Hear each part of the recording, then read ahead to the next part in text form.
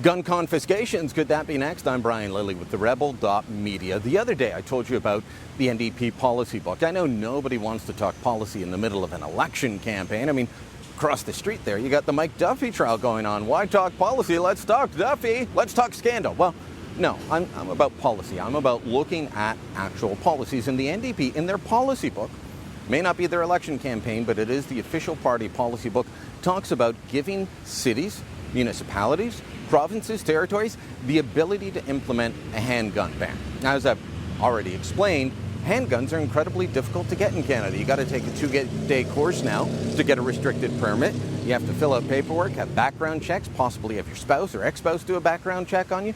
All of this to own a handgun. And yet, the stats show the crimes being committed with handguns are being committed by criminal elements, not law-abiding gun owners that went through the legal process. They were talking about people that are buying guns on the streets.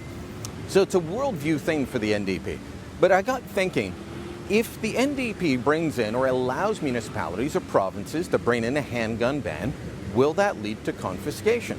And I think the answer has to be yes, because while the long gun registry has been done away with and they can't really track down your hunting rifle anymore, the handgun registry still exists. It has since the 1930s, and no one has any plans to get rid of it anytime soon. So what's going to happen?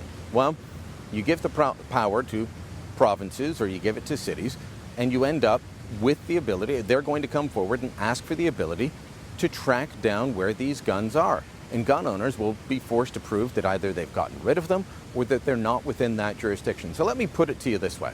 You've got Kathleen Wynne, uber progressive in Ontario. She could turn around, implement a handgun ban for the entire province, and then ask the federal government for access to the registry so that she can make sure all those guns are gone. Not many people living in the middle of the province are going to be able to store their handguns in another part of the country and effectively still use them. So are they going to confiscate them? Are they going to compensate? Will they be allowed to sell off their handguns? These are all questions that need to be put to the NDP.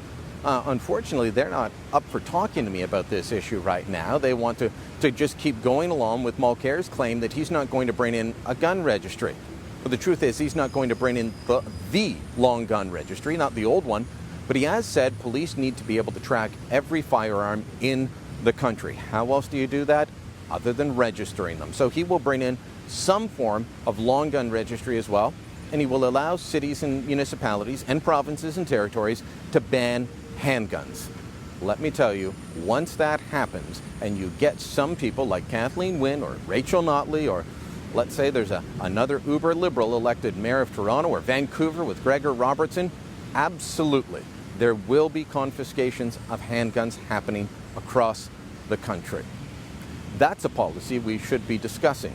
Unfortunately, it's not happening when there's so much Duffy to occupy the media's time.